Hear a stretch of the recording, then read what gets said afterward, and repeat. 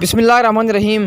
السلام علیکم ناظرین، DGISPR major general Babar Iftikhar media briefing دینے جا رہے ہیں۔ کل جو ایک ایاز صادق صاحب نے ایک پاک فوج کے خلاف، پاکستان کے خلاف انڈیا کو خوش کرنے کے لیے ایک بیان دیا تھا، اس بیان کی درستگی کرنے کے لیے DGISPR پریس کانفرنس کر رہے ہیں۔ تو آئیے پریس کانفرنس کا حوالہ آپ کو سناتے ہیں۔ بسم اللہ الرحمن الرحیم۔ Thank you very much for being here today. آج کی اس پریس کانفرنس کا 1 پوائنٹ ایجنڈا ہے اور بیسیکلی ریکارڈ کی درستگی کے لیے میں بات کر رہا ہوں۔ کل ایک ایسا بیان دیا گیا جس میں قومی سلامتی سے منسلک معاملات کی تاریخ کو مسخ کرنے کی کوشش کی گئی۔ پلوامہ واقعے کے بعد 26 فروری 2019 کو ہندوستان نے تمام بین الاقوامی قوانین کی خلاف ورزی کرتے ہوئے پاکستان کے خلاف جارحیت کی، جس میں نہ صرف انہیں منہ کی کھانی پڑی بلکہ انہوں نے پوری دنیا میں ہزیمت اٹھائی۔ افواج پاکستان کے چوکنا اور بروقت رسپانس نے دشمن کے عزائم کو ناکام بنا دیا۔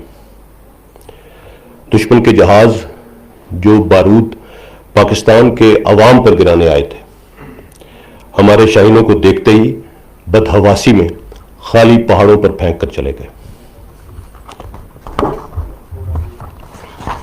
اس کے جواب میں افواج پاکستان نے قوم کے عزم و حمیت کے عین مطابق دشمن کو سبق سکھانے کا فیصلہ کیا۔ اس فیصلے میں پاکستان کی تمام سول اور ملٹری قیادت یکجا تھی۔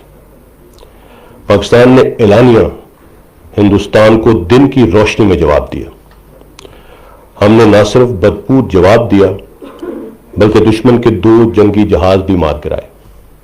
ونگ کمانڈر ابھینندن کو گرفتار کر لیا گیا اور دشمن اس ساری کارروائی کے دوران اتنا خوفزدہ ہوا کہ بدحواسی اور پینک میں اپنے ہی ہیلی کاپٹر اور جوانوں کو مار گرایا۔ اللہ کی نصرت سے ہمیں ہندوستان کے خلاف واضح فتح نصیب ہوئی۔ اس کامیابی سے نہ صرف ہندوستان کی کھوکھلی قوت کی کلئی دنیا کے سامنے کھلی بلکہ پوری پاکستانی قوم کا سر فخر سے بلند ہوا اور مسلح افواج سرخرو ہوئی۔ پاکستان کی فتح کو نہ صرف دنیا میں تسلیم کیا گیا بلکہ خود ہندوستان کی قیادت نے اس شکست کا جواز رافیل طیاروں کی عدم دستیابی پر ڈال دیا۔ حکومت پاکستان نے ایک ذمہ دار ریاست کے طور پر امن کو ایک اور موقع دیتے ہوئے بھارتی جنگی قیدی ونگ کمانڈر ابھینندن کو بھی رہا کرنے کا فیصلہ کیا۔ اس ذمہ دارانہ فیصلے کو جو کہ جنیوا کنونشن کے تحت تھا، پوری دنیا نے سراہا۔ میں یہاں ایک مرتبہ پھر تاریخ کی درستگی کے لیے واضح کر دینا چاہتا ہوں کہ پاکستان نے پہلے اپنی کیپیبلٹی اور ریزالو کا مظاہرہ کیا اور یہ فیصلہ تمام جنگی آپشنز کو مد نظر رکھتے ہوئے ایک پوزیشن آف اسٹرینتھ سے کیا گیا۔ پاکستان کی قیادت اور افواج پاکستان ہر طرح کی صورتحال سے نمٹنے کے لیے پوری طرح تیار تھی۔ We gave them a bloody nose and it is still hurting۔ ہندوستانی جنگی قیادت ونگ کمانڈر ابھینندن کی رہائی اور ایک ذمہ دار ریاست کے میچور رسپانس کے علاوہ کسی اور چیز سے جوڑنا انتہائی افسوسناک اور گمراہ کن ہے۔ یہ دراصل پاکستانی قوم کی ہندوستان پر واضح برتری اور فتح کو متنازع بنانے کے مترادف ہے اور یہ چیز میرے خیال میں کسی بھی پاکستانی کے لیے قابل قبول نہیں۔ ایسی منفی بیانی کی براہ راست قومی سلامتی پر اثرات ہوتے ہیں اور ان چیزوں کا دشمن انفارمیشن ڈومین میں بھرپور فائدہ اٹھا رہا ہے اور اس کی جھلک آج آپ سب انڈین میڈیا پر دیکھ سکتے ہیں۔ یہی بیانیہ ہندوستان کی شکست اور ہزیمت کو کم کرنے کے لیے استعمال کیا جا رہا ہے۔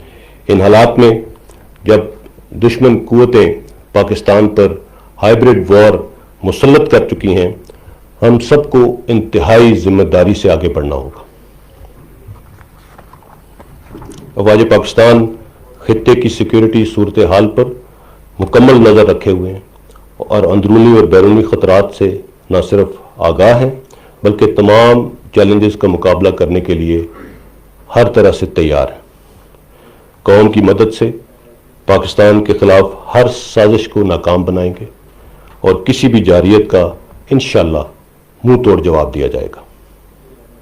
افواج پاکستان زندہ باد، پاکستان پائندہ باد۔ Thank you very much. آپ نے ابھی حوالے دیا جس پہ آپ نے گفتگو بھی کی، کچھ حالیہ بیانات ایسے آئے ہیں جن سے واضح یہ کیا جاتا ہے کہ مسلح افواج کی قیادت اور جوانوں کے مابین اس میں تفرقہ پیدا ہو سکتا ہے، ایک فاصلہ پیدا کرنے کی کوشش ہے۔ What is your take on it? Sorry I didn't intend to take any questions today. میں جس طرح آپ کو پہلے بتایا کہ صرف سنگل پوائنٹ ایجنڈے پہ یہ پریس کانفرنس تھی، بٹ سنس آپ نے پوچھ لیا ہے تو میں اس بارے میں صرف یہ کہوں گا کہ مسلح افواج ایک منظم ادارہ ہے اور مسلح افواج کی قیادت اور رینک اینڈ فائل کو جدا نہیں کیا جا سکتا۔ مسلح افواج کی لیڈرشپ اور رینک اینڈ فائل میں کسی قسم کا ڈفرنس نہیں ڈالا جا سکتا۔ یہ اکائی ہے اور اکائی رہے گی انشاءاللہ۔ Thank you very much.